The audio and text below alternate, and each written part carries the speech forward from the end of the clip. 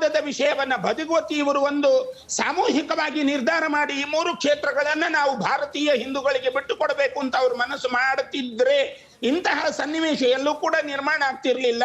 ಎಲ್ಲರೂ ಸಾಮರಸ್ಯದಿಂದ ಬದುಕುವಂತಹ ಒಂದು ಮನಸ್ಥಿತಿಯ ಉಳ್ಳವರಾಗಿರುವಂತಹ ಭಾರತೀಯ ಸಮುದಾಯ, ಅದರಲ್ಲಿ 2 ಮಾತಿಲ್ಲ.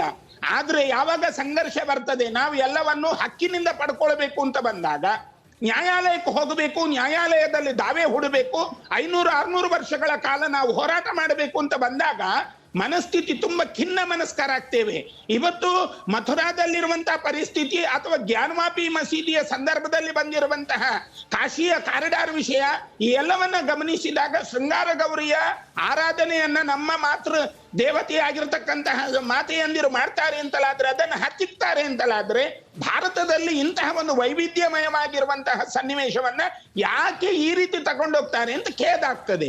ಆದ್ರೆ ಇವತ್ತು ನಾವು ಸಂತೋಷದಲ್ಲಿದ್ದೇವೆ ಅಂತಂದ ತಕ್ಷಣ ಯಾರಿಗೂ ಹಿಂಸೆ ಮಾಡಬೇಕು, ಯಾರಿಗೂ ತೊಂದರೆ ಕೊಡಬೇಕನ್ನುವ ಮನಸ್ಥಿತಿ ಖಡಾಖಂಡಿತವಾಗಿ ಹಿಂದೂಗಳಲ್ಲಿಲ್ಲ.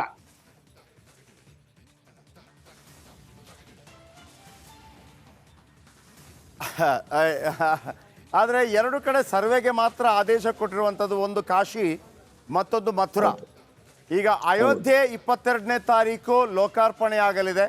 ಆಮೇಲೆ ರಾಮ ಅಂತ ಹೇಳಿದಾಗ ನಮಗೆಲ್ಲರಿಗೂ ಗೊತ್ತಿರುವಂಥದ್ದು, ರಾಮನ ವಿಗ್ರಹವನ್ನು ನೋಡಿದ್ದಾನೋ, ರಾಮನ ಫೋಟೋವನ್ನು ನೋಡಿದ್ದಾನೋ, ಆದರೆ ಪ್ರತಿಯೊಬ್ಬ ಹಿಂದೂಗಳ ಹೃದಯದಲ್ಲಿ ರಾಮ ಇರ್ತಾನೆ. ಯಾಕಂದರೆ ಆತನಿಗೆ ಒಂದು ನೋವಾದಾಗ ರಾಮ ಅಂತಾನೆ, ಖುಷಿಯಾದಾಗ ರಾಮ ಅಂತಾನೆ, ಆಶ್ಚರ್ಯ ಆದಾಗ ರಾಮ ಅಂತಾನೆ, ಹೆಣ ಹೊತ್ತುಕೊಂಡು ಹೋದಾಗಲೂ ಕೂಡ ರಾಮನಾಮ ಸತ್ಯ ಅಂತಾರೆ. ಸೊ ಹಾಗಿರುವಾಗ ಬಹಳ ಮುಖ್ಯವಾಗಿ ಕೃಷ್ಣ, ರಾಮ ಮತ್ತು ಈಶ್ವರ, ದೇವಿ, ಈಶ್ವರ. ಆದರೆ ಈ 3 ದೇವಸ್ಥಾನಗಳಿಗೆ ಆದಂಥ ಅನಾಚಾರ ಇರ್ಬೋದು. ಈ ಹಿಂದೆ ಸೋಮನಾಥವನ್ನು 17 ಬಾರಿ ದಾಳಿ ಆದ ನಂತರ ಕೂಡ ಕಟ್ಟಲಾಯಿತು. ಸರ್ವೆ ಆಗ್ತಾ ಇದೆ, ಆದರೆ ಅದು ಹಿಂದೂಗಳ ಪಾಲಿಗೆ ಸಿಗತ್ತೆ ಅನ್ನುವಂಥ ವಿಶ್ವಾಸ, ನಂಬಿಕೆ ಇದೆಯಾ ಸ್ವಾಮೀಜಿಗಳೇ? ಇಲ್ಲಿವರೆಗಿನ ಸರ್ವೆಗಳು ಏನು ಹೇಳತ್ತೆ, ಇತ್ತೀಚೆಗಿನ ಶೃಂಗಾರ ಗೌರಿಯ ಸರ್ವೆ ಆದಂತಹ ಸಂದರ್ಭದಲ್ಲಿ ಅಲ್ಲಿ ಸಿಕ್ಕಿರ್ತಕ್ಕಂತಹ ವಜುಖಾನದಲ್ಲಿ ಸಿಕ್ಕಿರುವಂತಹ ಶಿವಲಿಂಗ ಮತ್ತೆ ಅಲ್ಲಿರುವಂತಹ ನಂದಿಯ ಸನ್ನಿವೇಶಗಳನ್ನ ನೋಡಿದಾಗ ಬಹಳವಾಗಿರತಕ್ಕಂತಹ ಒಂದು ಒಳ್ಳೆಯ ಸಂದೇಶವನ್ನ ಈಗಾಗಲೇ ನಮ್ಗೆ ಉಚ್ಚ ನ್ಯಾಯಾಲಯ ಕೊಟ್ಟಿದೆ. ಅದನ್ನ ಜಿಲ್ಲಾ ನ್ಯಾಯಾಲಯಕ್ಕೆ ಅದು ಬದಲಾವಣೆ ಮಾಡಿ ಅಲ್ಲಿ ಅಲಹಾಬಾದ್ ಜಿಲ್ಲಾ ನ್ಯಾಯಾಲಯಕ್ಕೆ ಅದರ ವರದಿಯನ್ನ ಕೊಡಬೇಕು ಅಂತಲೂ ಆದೇಶವನ್ನ ಮಾಡಿದೆ.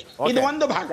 ಎರಡನೆಯ ಭಾಗ, ಈಗ ಪ್ರಸ್ತುತವಾಗಿರುವಂತಹ ಮಥುರಾ ಸನ್ನಿವೇಶದಲ್ಲೂ ಕೂಡ ಮಥುರಾದಲ್ಲಿ ಕೃಷ್ಣ ಎಷ್ಟು ಶತಮಾನಗಳಿಂದ ಇದ್ದ ಎನ್ನುವ ಸತ್ಯವನ್ನ ಮೊನ್ನೆ ಸನ್ಮಾನ್ಯ ಈ ದೇಶದ ಘನವೇತ್ತ ಪ್ರಧಾನಮಂತ್ರಿಗಳು ಹೋಗಿ ಅವನ ಕಾರಾಗೃಹದ ಸನ್ನಿವೇಶವನ್ನ ಕಣ್ಣಾರೆ ಕಂಡಿದ್ದಾರೆ.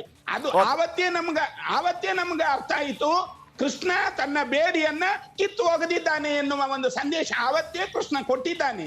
ಹಾಗಾಗಿ ಈ ಒಂದು ಸನ್ನಿವೇಶ ಇಡೀ ಭಾರತದಾದ್ಯಂತ ಒಂದು ಒಳ್ಳೆಯ ಸನ್ನಿವೇಶವನ್ನ ನಿರ್ಮಾಣ ಮಾಡುತ್ತೆ ಅನ್ನುವ ಹೆಗ್ಗಳಿಕೆ. ಧನ್ಯವಾದ ನಮ್ಮ ಜೊತೆ ಮಾತನಾಡಿದಕ್ಕಾಗಿ, ನಿಮ್ಮ ಅಭಿಪ್ರಾಯವನ್ನು ಹಂಚಿಕೊಂಡಿದ್ದಾಗಿ. ಇದೀಗ ನಿರ್ಭಯಾನಂದ ಶ್ರೀಗಳಿದ್ದಾರೆ ನಮ್ಮ ಜೊತೆ. ನಿರ್ಭಯಾನಂದ ಶ್ರೀಗಳು ಈ ಸನಾತನ ಧರ್ಮದ ಬಗ್ಗೆ ಮತ್ತು ಹಿಂದೂ ಧರ್ಮದ ಬಗ್ಗೆ ಒಂದು ಹೊಸ ರೀತಿಯ ವ್ಯಾಖ್ಯಾನವನ್ನು ಹೇಳ್ತಾ ಇದ್ರು. ನಾವು ಕೂಡ ಒಂದು ರೀತಿಯಲ್ಲಿ ಅವರು ಆ ವ್ಯಾಖ್ಯಾನ ನೀಡಿದಾಗ ನಮ್ಮೆಲ್ಲ ಗೊಂದಲಗಳಿಗೆ ಒಂದು ರೀತಿಯಲ್ಲಿ ಪರಿಹಾರ ಸಿಗ್ತಾ ಇತ್ತು. ನಿರ್ಭಯಾನಂದ ಶ್ರೀಗಳೇ, ನಾನು ಜಯಪ್ರಕಾಶ್ ಶೆಟ್ಟಿ ಮಾತಾಡ್ತಾ ಇದ್ದೀನಿ, ರಿಪಬ್ಲಿಕ್ ಕನ್ನಡದಿಂದ.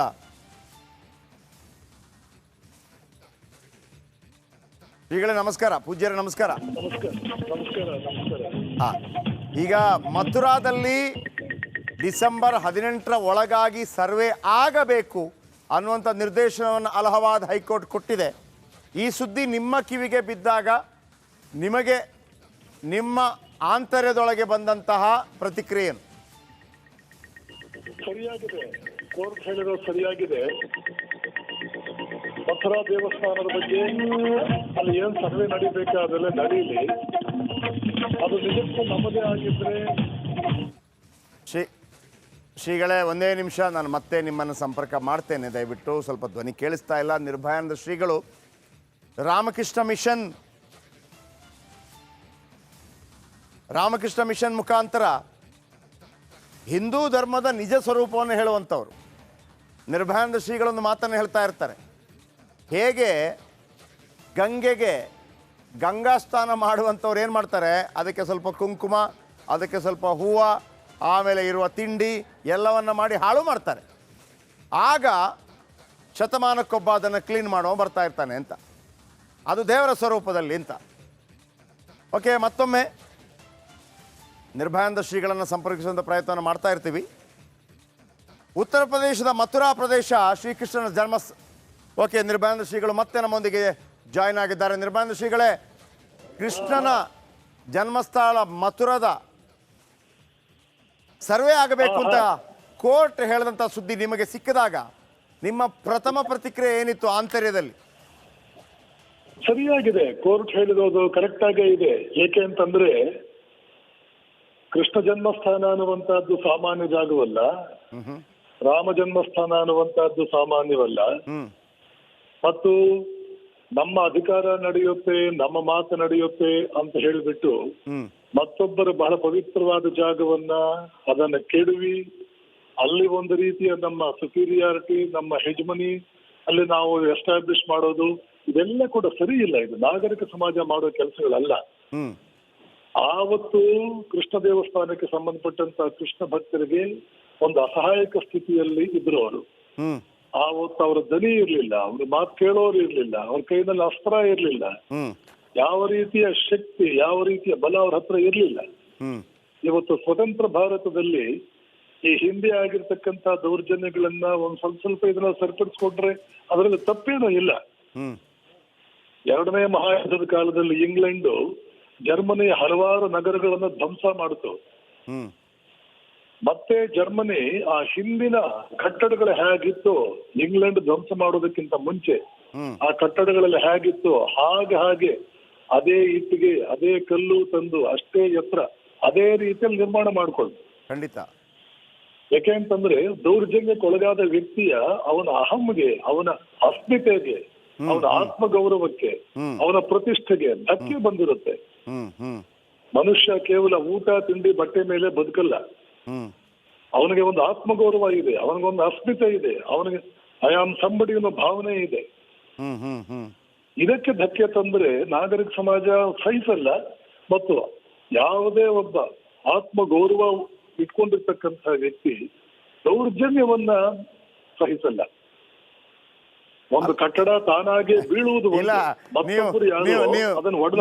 ನೀವು ಜರ್ಮನಿ ವಿಚಾರವಾಗಿ ಮಾತಾಡ್ತಾ ಇದ್ರಿ. ಆ ಪೂರ್ವ ಜರ್ಮನಿ ಪಶ್ಚಿಮ ಜರ್ಮನಿ ಆಗಿರುತ್ತೆ. ಆ ಒಂದು ವಾಲನ್ನು ಕೂಡ ಹೊಡೆದಾಕ್ಬಿಡ್ತಾರೆ. ಆ ವಾಲ್ನ ಪೀಸ್ ನಾನು ಧರ್ಮಸ್ಥಳದಲ್ಲಿ ಮಂಜೂಷಾ ಸಂಗ್ರಹಾಲಯದಲ್ಲಿ ನೋಡಿದ್ದೆ. ಯಾಕಂದರೆ ನಾವು ಹಿಂದೆ ಹೇಗಿದ್ವಿ, ತಪ್ಪುಗಳಾಗಿರ್ಬೋದು, ತಪ್ಪುಗಳನ್ನು ಸರಿಪಡಿಸ್ಕೊಂಡು ನೀವು ಒಂದು ಪದೇ ಒಂದು ಮಾತನ್ನು ಹೇಳ್ತಾ ಇರ್ತೀರಿ. ಹಿಂದೂ ಧರ್ಮದಲ್ಲಿ ನಿರಂತರವಾಗಿ ಸನಾತನ ಧರ್ಮವಾಗಿದ್ದರೂ ಕೂಡ ಕೆಲವು ದಬ್ಬಾಳಿಕೆಗಳು, ಕೆಲವು ಮೂಢನಂಬಿಕೆಗಳು ಬರುತ್ತೆ. ಆ ಮೂಢನಂಬಿಕೆಗಳನ್ನೆಲ್ಲ ಕಿತ್ತು ಕ್ಲೀನ್ ಮಾಡಿ ಮತ್ತೊಮ್ಮೆ ಇಡೀ ಭಾರತೀಯರಿಗೆ, ಇಡೀ ವಿಶ್ವಕ್ಕೆ ವಿವೇಕಾನಂದರು ಕೊಡ್ತಾರೆ, ನೋಡಪ್ಪ ಇದು ಕ್ಲೀನ್ ಮಾಡಿರುವಂಥ ಹಿಂದೂ ಧರ್ಮ ಮತ್ತೊಮ್ಮೆ ಅಂತ.